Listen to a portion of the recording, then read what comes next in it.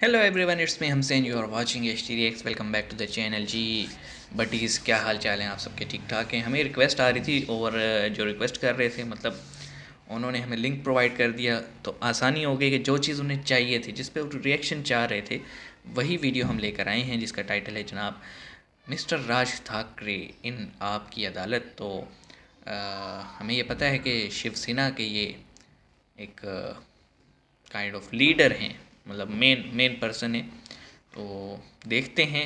हमने इनके बहुत सारे क्लिप्स देखे हुए हैं। बहुत स्ट्रेट बात करते हैं, अपने ओपोनेंट्स की मिमिक्री बड़ी अच्छी कर लेते हैं। और फंडा क्लियर है इनका, बहुत कंसेप्ट क्लियर है भाई। जिसको पसंद है ओके, जिसको नहीं पसंद आता उन्हें घंटा फ़र्क नहीं पड़ता। तो स्टार्ट करते हैं, देखते हैं इसमें क्या है। 3 2 1 एंड गो।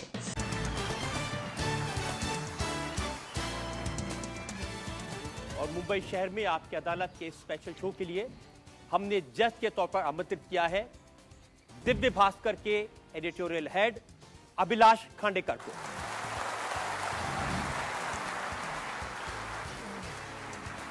अभिलाष खांडेकर आज के जज।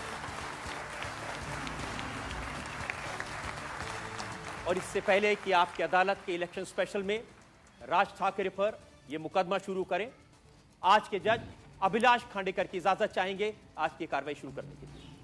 शुरू की जाए। अदालत अपनी कार्रवाई शुरू करें। और इससे पहले कि राज ठाकरे पर इल्जाम लगे, हम इनसे सवाल पूछे, जनता की तरफ से सफाई मांगे। एक नजर डालते हैं राज ठाकरे के पॉलिटिकल करियर पर। ये नया भाई। महाराष्ट्र नवनिर्माण सेना के प्रमुख राज ठाकरे को अपने काका बाला साहेब ठाकरे की मिरर इमेज कहा जाता है। राज ठाकरे बाला साहेब की तरह कार्टून बनाते हैं, पेंटिंग करते हैं, जोशीले भाषण देते हैं। एक जमाने में राज ठाकरे को बाल ठाकरे के उत्तराधिकारी के रूप में देखा जाता था। 2006 में राज ठाकरे ने शिवसेना से अलग होकर महाराष्ट्र नवनिर्माण सेना बनाई। राज ठाकरे की पार्टी ने मुंबई, पुणे और नासिक के म्युनिसिपल इलेक्शंस में अच्छी सफलता प्राप्त की। राज ठाकरे ने जिस अंदाज में आंदोलन खड़े किए, उसकी वजह से वो बाल ठाकरे की तरह हीरो बन गए। राज ठाकरे ने भी बाला साहेब की तरह खुद कभी चुनाव नहीं लड़ा। अब राज ठाकरे के सामने चुनौती है लोकसभा चुनाव की। आपकी अदालत में राज ठाकरे अपनी पैरवी खुद करेंगे। ये नया था मेरे लिए, क्योंकि ये अपनी पार्टी चला रहे हैं शिवसेना से अलग होके। मुकदमा शुरू होता है। आपकी अदालत में पहला इल्जाम राज ठाकरे पर। बताइए सर। आपकी अदालत में महाराष्ट्र नवनिर्माण सेना के प्रमुख राज ठाकरे पर इल्जाम है कि ये भड़काऊ भाषण देते हैं। वो सारे ही करते हैं। आप ऐसे ऐसे बयान देते हैं कि सारे नेता आपसे डरते हैं। अच्छी बात है। रिस्पांस देख लो भाई, पब्लिक को यही चाहिए। मैं जो कहता हूं वो सच कहता हूं, इसलिए शायद वो डरते होंगे। आप किसी को कहीं भी कभी भी कुछ भी कह सकते हैं। मैं आपको उदाहरण बताता हूं। महाराष्ट्र के मुख्यमंत्री पृथ्वीराज चव्हाण, आपने कहा बिना पगड़ी के मनमोहन है। हाँ, तो वो एक्टिविटीज ऐसी होंगी ना। हाँ, देखा। और महाराष्ट्र में देखा जाए तो वो आप किसी को भी पूछ लेंगे तो पता चलेगा वो काम भी नहीं करते। मुझे तो मनमोहन सिंह जी के बारे में इतना मालूम नहीं, लेकिन जितना मैंने पढ़ा है वो कुछ सेम है। कुछ वो भी बोलते नहीं, ये भी बोलते नहीं, वो भी कुछ काम करते नहीं, ये भी कुछ काम करते नहीं। तो मुझे लगा बिना पगड़ी के मनमोहन होंगे ये। अच्छा, जो डिप्टी चीफ मिनिस्टर हैं उनको तो आप अच्छे से जानते हैं। उनके बारे में मैंने देखा कि आपने पोस्टर निकाल दिए और उस पर लिखा था अजीत दादा मूत्रालय।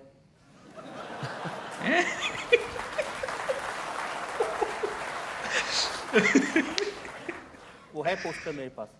वो मैंने नहीं निकाला था, हमारे पार्टी के लोगों ने निकाला होगा, बिल्कुल निकाला होगा, क्योंकि उन्होंने स्टेटमेंट ही इस तरह से किया था कि बहुत ही ऐसा क्या स्टेटमेंट कर दिया कि आपको अजीत दादा मूत्रालय बनाना पड़ा? उनका स्टेटमेंट बताऊं मैं? उन्होंने कहा था कि महाराष्ट्र में पानी नहीं है तो मैं पानी कहाँ से लाऊंगा। अगर पानी चाहिए तो मैं उस कैनाल में जाके क्या मैं पेशाब करूं? ओके, ऐसे तो कोई भाई मिनिस्टर ने बोलता उसको नहीं है। बड़ा अच्छे तरीके से जवाब दिए। महाराष्ट्र में अकाल पड़ा है और लोगों के पास पीने के लिए पानी नहीं है, तो खेती के लिए पानी कहाँ से आएगा? और उस वक्त एक जिम्मेदार मंत्री इस तरह की भाषा अगर बोलता है तो मुझे लगता है कि वो गलत है। जो स्टेट्समैन होते हैं ना, उनको सोचना चाहिए लेकिन बात करते हुए। आपके वैसे समर्थक कहते हैं राज ठाकरे पालक और अजीत पवार बालक। नहीं, मुझे नहीं मालूम। ये भी देखिए, ये भी आप ही के लोगों ने पोस्टर निकाला, ये आपकी तस्वीर पालक, ये उनकी तस्वीर बालक। नहीं होगा, किसी ने किया होगा, मुझे नहीं मालूम। अच्छा हुआ आपने बताया।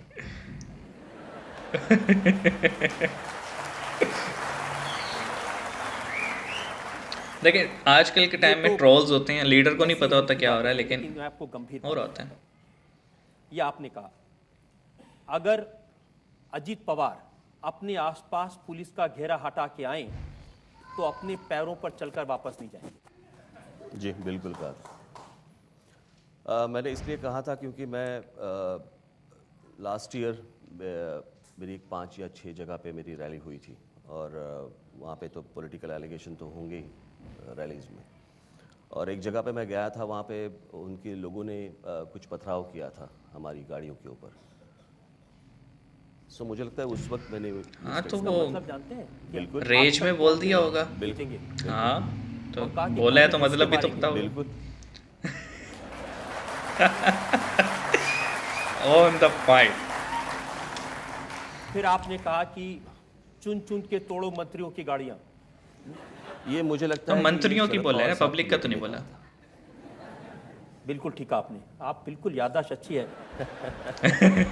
लेकिन जब उन्होंने कहा तो मुझे आपने क्या कहा है, कि जरूर करेंगे। मैंने जितना भी आज तक जो भी कुछ कहा है मुझे याद है, और दूसरों ने भी कुछ कहा है वो भी मुझे याद है। आपको ये याद है कि आपने किसानों से कहा कि सुसाइड क्यों करते हो, जिसने तुम्हारे साथ अन्याय किया है उसको मार दो। बदला ले लो भाई। ये तो मैंने- अच्छी बात ये कोई गलत थिंकिंग मैंने तो नहीं इतना ही कहा है है कि, मेरे हिसाब से। पब्लिक मुफ्त को की एम्पावर मौत क्यों होना ले रहे हो? पड़ेगा। ऐसे ही क्यों मर रहे हो? आप किसी 10 के मार के कारण मरो। आप आत्महत्या कर रहे हो, तो ऐसे ही मरना है तो किसी को मार के मरो।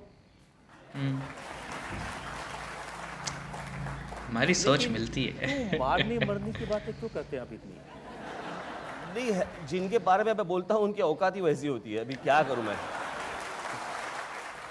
आपको ये याद है कि जब टोल के ऊपर आपने तोड़फोड़ की आपके लोगों ने जाकर, तो आपने कहा कि मुख्यमंत्री ने वादा किया है कि टोल नीति बदलेंगे आचार संहिता हटने के बाद।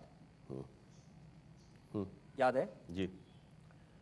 इंडिया टीवी के संवाददाता से बात करते हुए मुख्यमंत्री पृथ्वीराज चव्हाण ने यह कहा है कि टोल का कोई झोल नहीं है, मैंने राज को कोई आश्वासन नहीं दिया और कुछ नहीं करने वाला हूं मैं इसमें।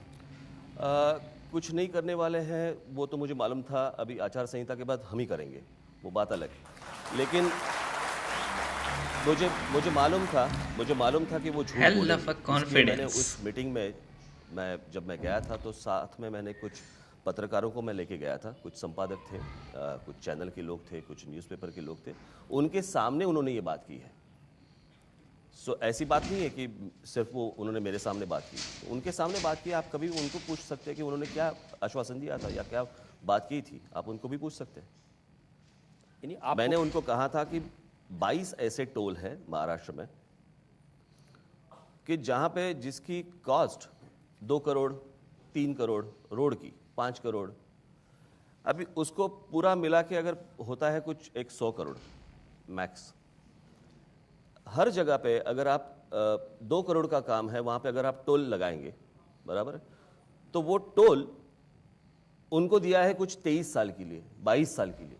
अभी वहां पे अगर 22 साल के लिए टोल देंगे तो 2 करोड़ तो क्या एक 1.5 साल में कवर हो जाएंगे।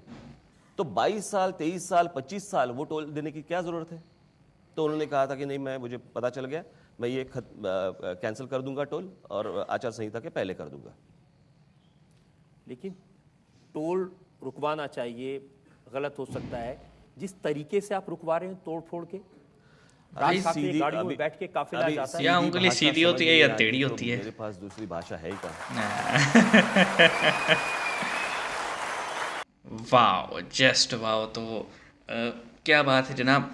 ठाकरे साहब हमेशा मैंने इनके कई बार क्लिप्स देखे हैं, ऑफ कैमरा भी और ऑन कैम भी, तो ये बड़ी सीधी बात करते हैं भाई कि पॉलिटिशियंस जो ये पब्लिक करते रहते हैं, पब्लिक के लिए कुछ करो भी सही, पब्लिक को एम्पावर भी करो। और ये बिल्कुल ठीक बात है यार। टोल टैक्स लिया जाता है, और पाकिस्तान में भी है, वहाँ भी होगा, तो एक क्वांटिटी है ना फिक्स। अच्छा चलो मान लिया कि उस रोड की फर्दर आने वाले सालों में मेंटेनेंस के लिए, अब हर साल तो मेंटेनेंस नहीं चाहिए होती ना किसी भी रोड को। इन केस ऑफ एमरजेंसी या रेन हो गई है बहुत ज़्यादा, तब या तो रिपेयर मांगेगा, या फिर एक फ़िक्स टाइम होता है कि 5 साल बाद इस रोड को दोबारा मेंटेनेंस की ज़रूरत होगी। लेकिन आप उस पर टोल ही लोगों से इतना ले रहे हो, टोल टैक्स इतना ले रहे हो कि जो समझ से बाहर है। मतलब उसको आपने कमाई का ज़रिए बना लिए। तो उस पर यकीनन ये बात की होगी कि फॉर एग्ज़ाम्पल पर व्हीकल आप जो है ना रूट इस्तेमाल करने पे लेते हो 20 रुपये एक साइड के। तो अब फर्स्ट वो गाड़ी अगर है ही एक आम बंदे की और वो साल में एक ही दफ़ा ट्रैवल करता है, तो समझ में आती है बात।